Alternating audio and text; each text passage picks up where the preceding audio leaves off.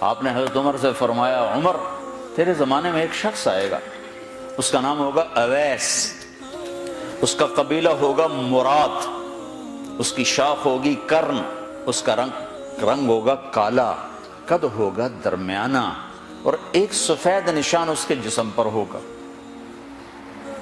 جب وہ آئے تو تم اس سے دعا کرانا، علی تو بھی کرانا، عمر تو بھی کرانا، اور میں قسم کھا کے کہتا ہوں کہ اویس جیسوں سے دنیا بھر جائے تو عمر و علی کے ایک بدن کے بال کے برابر نہیں، لیکن اس کے ذریعے سے ایک پیغام آگے پہنچانا تھا۔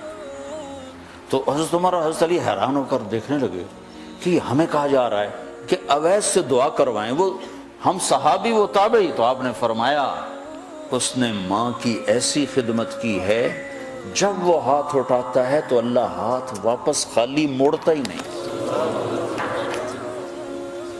یہ پیغام پہنچانا تھا کہ ماں باپ کے آگے جھکو۔ جس دیش میں آپ رہتے ہیں یہاں کام کی رفتار بہت تیز ہے، ماں باپ اگر موجود ہیں تو کم ہی خوش نصیبوں والے ہیں جن کو کچھ اولاد کی خدمت ملتی ہے، ورنہ دیواروں کے ساتھ ہی زندگی گزر رہی ہوتی ہے۔ تو عمر رضی اللہ عنہ جب خلیفہ بنے تو ہر سال حج کرتے تھے، ہر سال ان کو ڈھونڈواتے۔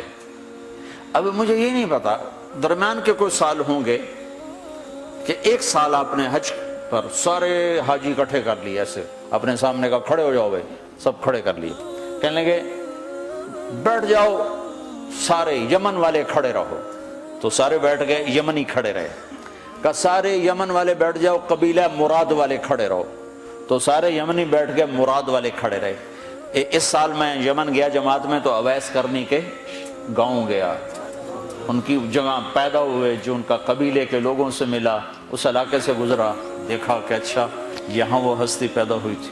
خشک پہاڑ ہیں، بالکل خشک پہاڑ۔ پھر آپ نے کہا مراد والے بیٹھ جاؤ، قرن والے کھڑے رہو، تو صرف ایک آدمی باقی بچا۔ تو آپ نے اس سے پوچھا تم قرنی ہو؟ کہ جی ہاں۔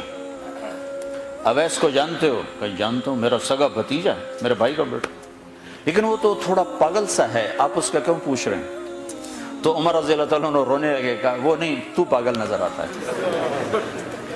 پھر آپ نے پوچھا کدھر ہے؟ آیا ہوا ہے حج میں؟ ہے؟ کہ جی ہے۔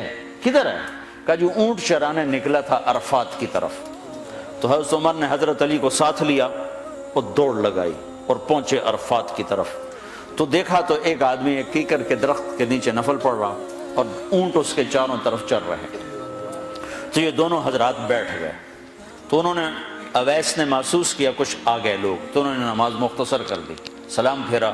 تو حضرت عمر نے پوچھا کون ہو بھائی؟ کہا جی مزدور ہوں۔ کہا تیرا نام کیا ہے؟ کہا جی اللہ کا بندہ۔ کہا بھائی ہم سارے کے بندے ہیں، میں پوچھ رہا ہوں جو نام تیری ماں نے تیرا رکھا وہ کیا ہے؟ تو وہ تو پہچانتا نہیں تھا کہ عمر کون ہے، علی کون ہے، وہ تو پہلی دفعہ حج پہ آئے تھے۔ وہ کہنے لگا تم کون ہو میرا انٹرویو کرنے والے؟ انٹرویو تو میں اپنی طرف سے کہہ رہا ہوں۔ میں کہا تم کون ہو میرا پوچھنے والے؟ تو حضرت علی بولے یہ امیر المومنین ہیں عمر بن خطاب اور میں ہوں علی بن ابی طالب۔ پھر وہ ایسے ایک دم گھبرائے، دونوں کو سلام کیا، میں معذرت چاہتا ہوں میں نے پہچانا نہیں۔ تو عمر رضی اللہ عنہ نے فرمایا ہاتھ اٹھا، ہاتھ اٹھا۔ برمنگم والوں کو پیغام پہنچے کہ ماں کی خدمت کیسے کی جاتی، کہ عمر جیسا ہاتھ اٹھوا رہا ہے، علی جیسا، علی جیسا۔ تو وہ کہنے لگے میں آپ کے لیے کیسے ہاتھ اٹھاؤں، میری اوقات ہے کہ میں آپ کے لیے دعا کروں؟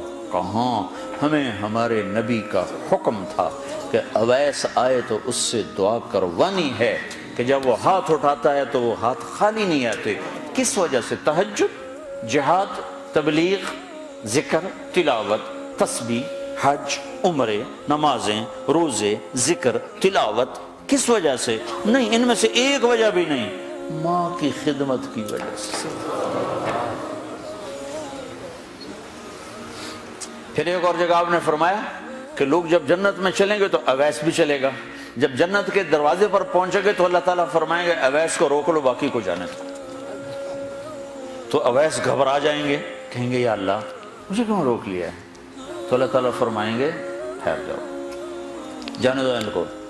ہاں بھائی، اب یہ سامنے جہنم کے لوگ کھڑے ہوئے ہیں، تو شفاعت کر، تیری طفیل لاکھوں انسانوں کو جنت میں ڈالو۔ تجھے اس لیے روکا ہے کہ تو شفاعت کر، جدھر تیری انگلی اٹھتی جائے گی ان کے لیے جنت لکھتی چلی جائے گی، ان کے لیے جنت لکھتا چلا جاؤں گا، جدھر جدھر تو انگلی اٹھائے۔ صرف پونڈ ہی سب کچھ نہیں، مائیں بھی بہت کچھ ہے۔ صرف پونڈ ہی سب کچھ نہیں ہے، باپ بہت کچھ ہیں۔